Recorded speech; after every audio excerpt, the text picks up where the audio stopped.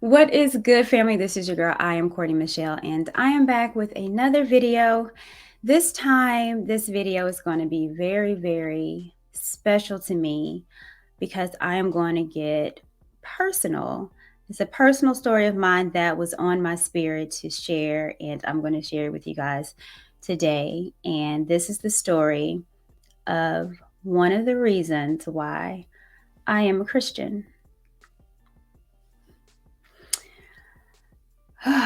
Like the head, here go. There is an event that happened to me when I was 18. I was in my dorm room and I was asleep. And in the midst of sleep, I remember waking up. And when I woke up, my eyes was, you know, I guess kind of looking at the room, but my body was completely stuck.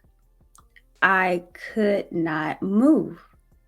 And I've never felt that feeling before. So that was super concerning to me. I remember from the side of my eye, I could see my roommate. She was fast asleep. And I remember trying to call on her for help.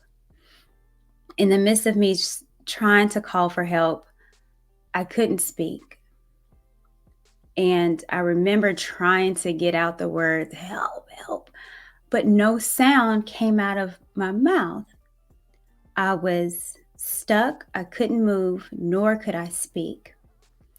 And then it was also at that moment where it felt as if something was holding me down where I couldn't get up, something that was much powerful than me, and I had no idea what was going on. It lasted, I'm not sure how long, but eventually I was able to go to sleep. I remember the next day me letting my roommate know the experience and also letting my mother know the experience. And they seemed as confused as me because they've never necessarily heard of that.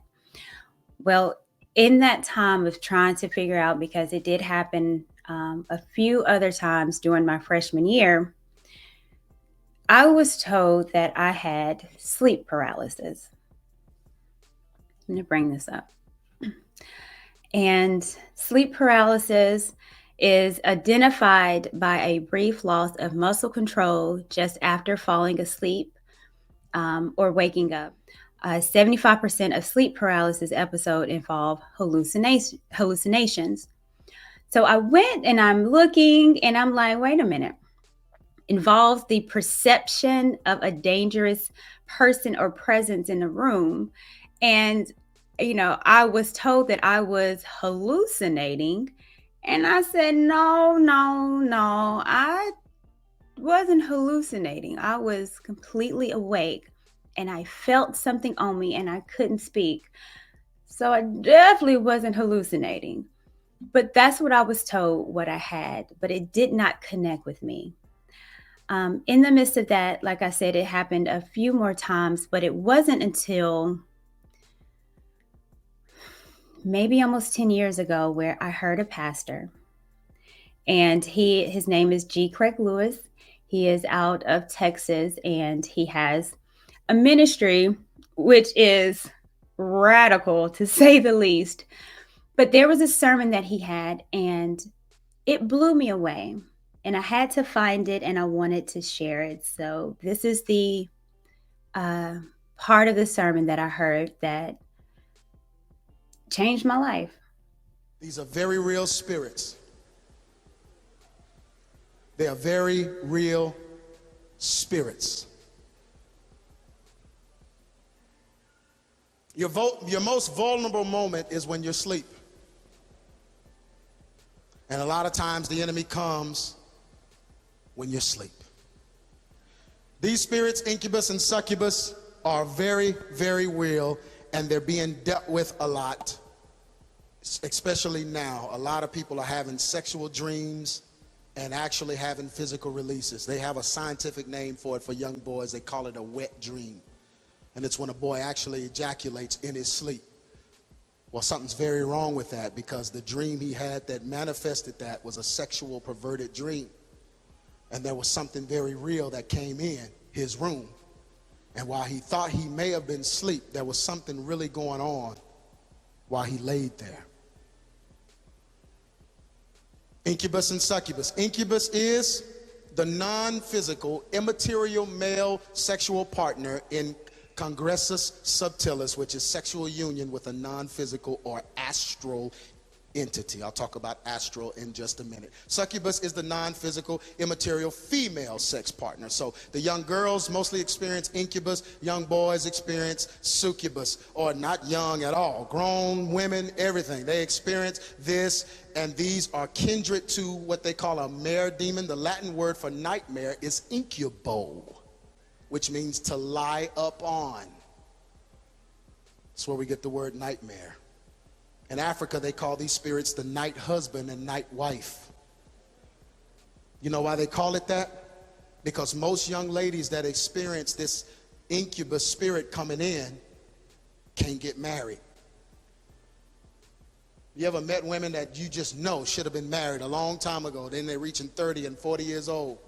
No husband. You know why? Because this is a very jealous spirit. So when this spirit latches on and it's coming in the night, and it comes with a familiar face, that's why it's a familiar spirit. So to come as somebody you may know, or somebody you may fantasize about, or some recording artist, a movie star, it may come as in that form, but it'll come in and it'll jump on you and you'll feel it and it'll feel very real. And then every relationship you try to embark upon, something bad happens and it gets canceled and they run the man off. He don't want you. You knew it was a good relationship. You knew I'm just about to get married. Sometimes you can't even have kids and you wonder what is going on. It's because that jealous spirit won't let you go. Had a young girl who was experiencing this. She told me, she said, every night something would come in my room and it would climb on top of me and it would literally just hold me down and fight with me. And it told me one day, I heard it, it said, you're mine and I'll never let you go. She said, in every relationship she's ever been in, with every relationship with a man has failed. She could never have a good relationship with men. She never had one. It just, every man, something would always happen. She said, so finally there was this stud, this butch girl. And this girl came to her and said, well, I'll be your woman. She was like, okay, no man is working, so I'm going to try this girl. She said she never had any kind of sexual desires sexual relationship with this girl or nothing. This girl was just a stud that walked around and protected her. But what the girl was doing, because she violated something immorally, what happened was, she said in the middle of the night, something would come in her room, hold her down, and she couldn't get up. She said, I want to see what it is. So one night, she said she put a full-length mirror on the side of the bed so she could look in it. She said, and she waited that night. And she said, as soon as she felt like she was asleep, something came, it jumped on top of her. She said she woke up, looked in that mirror, and it was a winged woman over the bed, holding her down.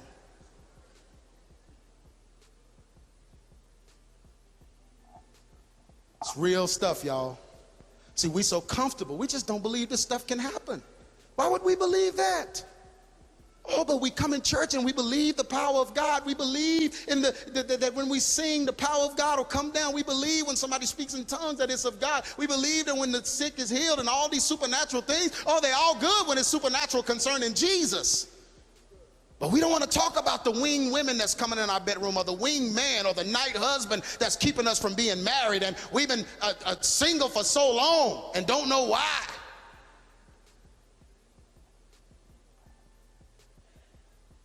According to many church fathers, an incubi is an angel who fell because of lust. According to Hebrew legends, the incubi is a lewd demon child of Lilith, which seeks sexual intercourse with men and women and can assume either sex in order to have sex with humans. This is real stuff, and there are people in here right now know exactly what I'm talking about because it's happening to them. Or a lot of times when you're married, if you're married, these spirits, they come in a marriage and they'll come lay right in between you and your wife, and you'll have a dream that you and your wife are married, and some old girlfriend is you'll have a dream that girlfriend is laying in the bed with y'all, or that boyfriend. But it's not really a dream.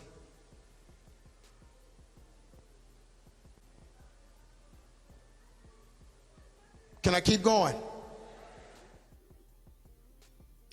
So after I heard that sermon, and I literally cried because I finally heard something that made it connect, that it wasn't sleep paralysis.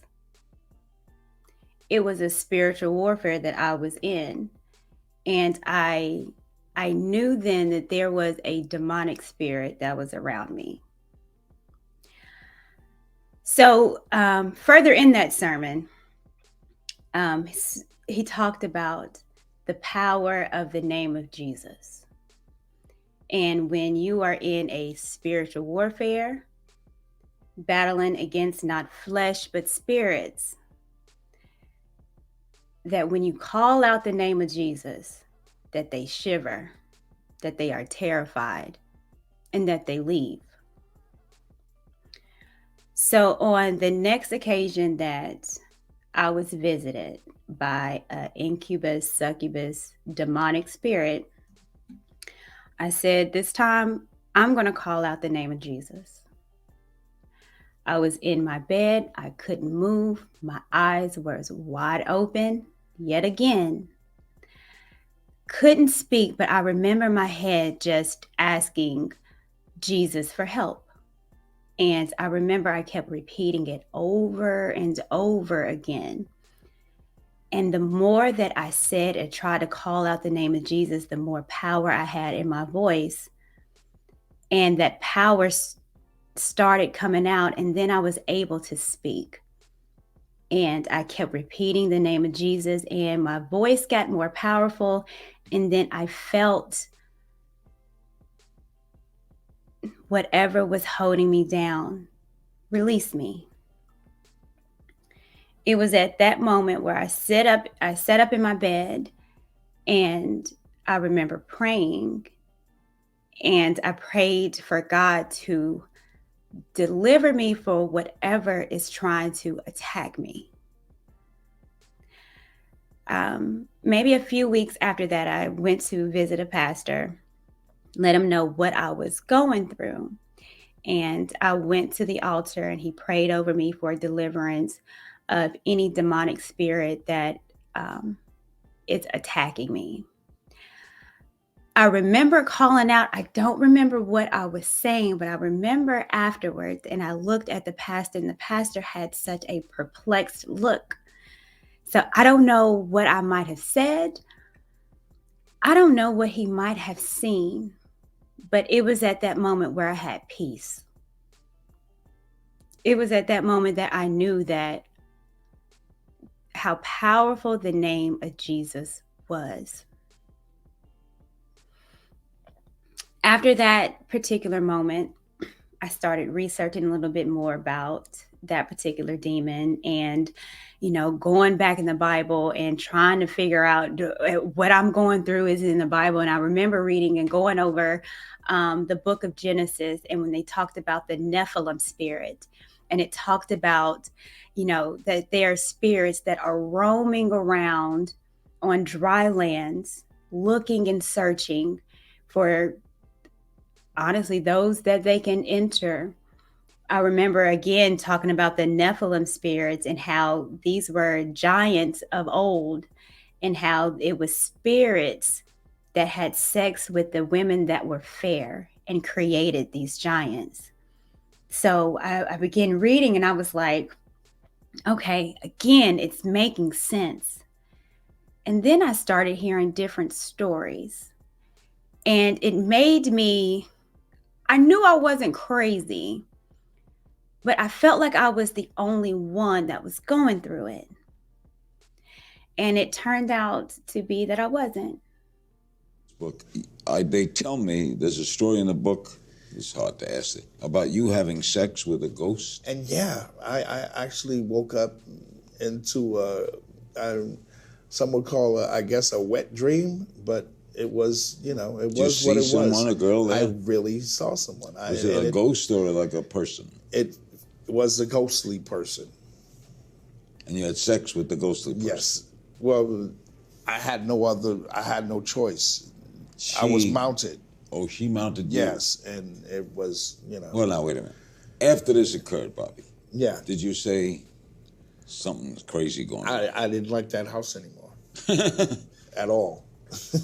Did you leave soon after? I did leave soon after that. Did you ever find out who the ghost was? No, I did not. Ever had other ghosts in your life? No, no more ghosts. No more ghosts. But that had to be an amazing Oh experience. my God! And it wasn't. It wasn't. I don't want to say it wasn't a dream, but it felt real as we are sitting here across from each other. That I was in the midst of a very intensive sexual experience. I saw nothing. There was nothing that I could put my hand on, you know, it's just me. And this lasted a little while. How long? Well, it's pretty hard. You know, you don't watch the clock when this is happening. I would say 2 or 3 minutes, possibly. Yeah, but you know, Marie, people have sexual dreams all the time. There are lots of people who have you all ever had one? Yes. I mean, there are people who have in their dreams, I mean, there are people who actually like have orgasms and things in their sleep. I wasn't dreaming. You were not dreaming. You were just wide awake. I was sound asleep and wide awake. And wide awake. Now, as a Southern girl, I was always raised in the church. And what I have always been told was, you know, if it's always been spiritual attacks that I know that being a Christian that we are under. But for those particular experiences where, you know, you are actually being visited by a spirit, demonic spirit, that they just don't come to you. You actually have to invite demonic spirits to try, not even try to attack you, but in order for their presence to come in, they have to be invited. Now, I was always told that. So trying to think and, you know, for the life of me, I was like, why me? Why is it that I am feeling this? And, you know, I got a praying mama, praying grandma, you know, why me? What did I do? And then it came to me. When I was a teenager, I used to be in love with The Craft. This movie came out back in the 90s. I used to watch this movie, and I remember a family member of mine having a Ouija board. And I remember playing with a Ouija board back when I was in high school, not understanding the ramifications, not understanding what portals I was opening. I thought it was just for fun. And The Craft, just a movie, just entertainment. Praying about it and understanding and really getting answers was that I allowed and I opened my spirit for demonic spirits to come inside of me.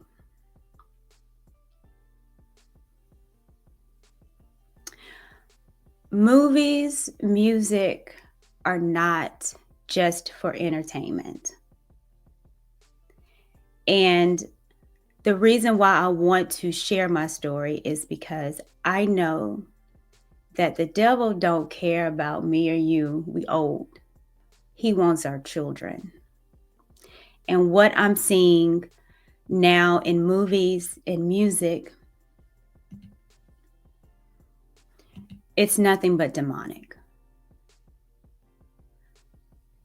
It is a spiritual attack that we are under, but more importantly, the most vulnerable, the most innocent is our children. And if the devil can get to them while they're young, then he got them. So he thinks. You know, the last clip that I showed about the older lady talking about her experience, it's funny because Oprah was looking all in shock, like, what? Crazy lady, that can't happen. Oh, but years later, good old Oprah talked about an experience that she had. I saw a ghost in the room. I'm telling you, it was a ghost in the room. And I didn't want to believe it was a ghost in the room because I never believed in ghosts or didn't believe in ghosts. But I saw this figure, clear figure, moving across the floor. I got up to see, what, is there light from another building? What is going on here? Okay, it's clearly. You know, have you ever been in that sleep where you feel oppressed in the sleep and you can't wake yourself up? Yeah, we've all had that. So I wake up and there's a ghost in the room. And so I start saying, Jesus, Jesus, Jesus, Jesus, Jesus, Jesus, Jesus, Jesus, Jesus. So then I get up to see, maybe I'm not seeing what I think I'm seeing. The next morning, a Lukuswa says to me, well, the figure moved itself and moved and went right through the wall, just left. Okay, so the next morning, a Lukuswa says to me, I had the worst night of my life. I was fighting this ghost all night long. And finally, I was able to push him under the door. And I said, and you pushed him in my room. You know, it's funny because we all know that Oprah is not a self-proclaimed Christian. Matter of fact, she has tried and read every spirituality book known to man, but never has she ever just proclaimed to be a Christian and to be a believer in Jesus.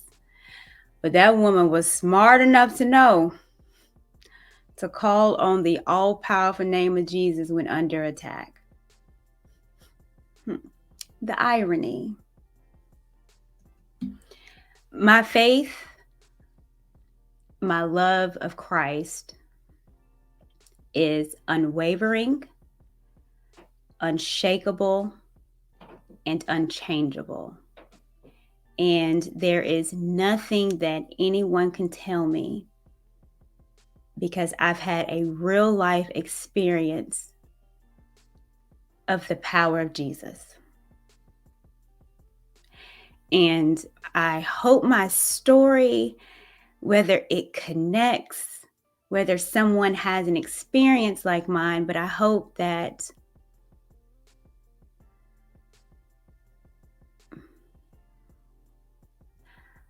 I pray that anyone that is under any kind of spiritual attack, has had night demons, that children or child ain't acting like they should. I pray that under the sound of my voice, that God binds those demonic spirits and is able to bless you with complete peace. And those spirits that are unlike him are released and gone their merry little way. The devil has no power here. And that's one of the reasons why I'm a Christian. Thank you, guys.